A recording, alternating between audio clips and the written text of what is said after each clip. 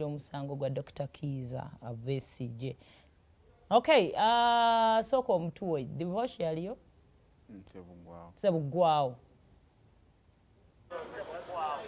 kale wabala nnyo hafi ne Simon nawatula ku BBS Fina tugoberera mu bitundu by'eggwanga ebyenjawulo akadde kano tujja buterevu joli nga tusinzana ku kkooti y'amagye Makindye ate Dr. Kiza Besigye ne Obed Lutale we basubirwa okubanga batusibwa akadde konna embeera yo ya byakwerinda nsobola okutegeeza gonna atwala ku BBS Fina nti buli kaseera abasirikale mu langi ez'enjawulo mu byambalo ebyenjawulo bongera okubanga batuuka ku wano ku kkooti y'amagye Makindye era nga n'emmotoka ezimu ku ezo ezitambuza abasibe oba eza poliisi ze bakazaako erya buli wendi nkusiba nazo zeeyongera okubanga zituuka mu kifo kino okusobola okulaba nga bakuuma emirembe n'okutangira akavuvungano konna konna akayinza okuba nga kavaawo. Njaga kutegeeza nti ekkubo lino eri kutuusa ate ku kkooti y'amagye Makindye okuviira ddala eri waggulu ku KCG ate munaye lyasaliddwako patrols 2 era nga abantu abakkirizibwa okuyitawo batono nnyo ddala era nga abasirikale muleeya oba engoye ez'abantu ba bulijjo abasirikale mu byambalo ebya poliisi omuli ebya FFU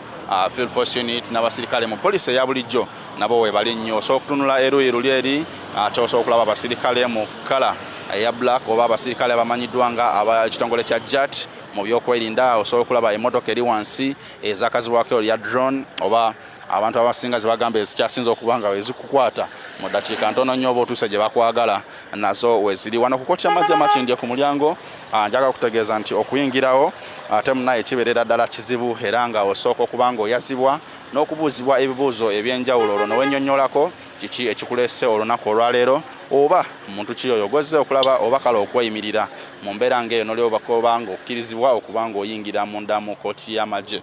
Ebisinga ku ebyo bye tutunuulira olunaku olwaleero naye nga jjukira nti Dr. Kiza Besigye akomezebwawo mu kkooti olunaku olwaleero nga munnamateeka gwe yalonda okukulemberamu bannamateeka be Martha Karua yaliko minisita w'obwenkanya e Kenya ate olunaku olw'eggulu yategeezza bannamawulire nti Uganda Law Council yamuddamu ng'ennaku z'omwezi 6 ku kusaba kwe yali akoze okulaba nga afuna temporary license yamukkiriza okubanga akolanga munnamateeka mu ggwanga lino nti okusaba kwe kwagobeddwa kakati ekirindiriddwa kwe kulaba ani agenda okulembera mu bannamateeka be yanabeera Dr. Elias Lukwago waba n'akalambira ne baddamu ne bateekamu okusaba kwabwe okulaba nga baddamu ne bamukkiriza naye nga tejjukira mu ngeri emu waliwo munnamateeka yategerekesenga Margaret Nyangamkovi ngano yavudde mu ggwanga lya Angola era naye yegasse ku bannamateeka ba Dr. Kiza Besigye ng'olunaku olwaleero basubirwa okubanga batuuka wano olw'ensonga nti naye yakalambidde olunaku lw'eggulo n'akakasa nti oba batya agenda kubanga atuuka. Nenjaga kutegeeza nti drone eyo gy'olaba eri mu kubanga etuuka wano olunaku olwasembayo twali ku kkooti eno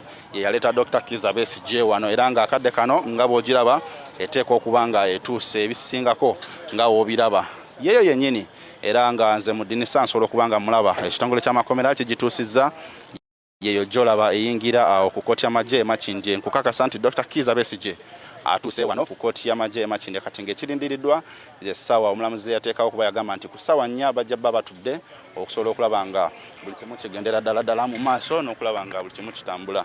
Kakati abantu bo batandise okubanga basunsulwamu abo bakkirizibwa okuyingira ku kkooti y'amagye okusobola okulaba nga bagoberera omuntu waabwe mu ngeri emu oba endala. Drone erese Dr. Kiza Besigye etuuse wano ku kkooti y'amagye Makindye. Weewaawo nga bulijjo ebeera nkola yaabwe abasirikale abagezaako okulaba nga baziiza abakwata ebifaananyi naddala wano wabweru okulaba nga balemesa mu ngeri emu oba endala naye ng'osobola okulaba nti akadde konna agenda kubanga afuluma asobole okuyingira munda mu kkooti olwo kiba kirindiriddwa ye kkooti eno okutandika era nga ssentebe waayo Brigadier General Freeman agenda kubanga akadde konna atandika kubanga yagamba nti ku ssaawa 4 bajja batandika okulira omusango guno. Jjukira nti paka nakati Dr. Kiza Besigye tanaba kubanga ateekamu okusaba kwe okw'okumweyimirira olw'ensonga nti bannamateeka be abakulemberwamu Dr.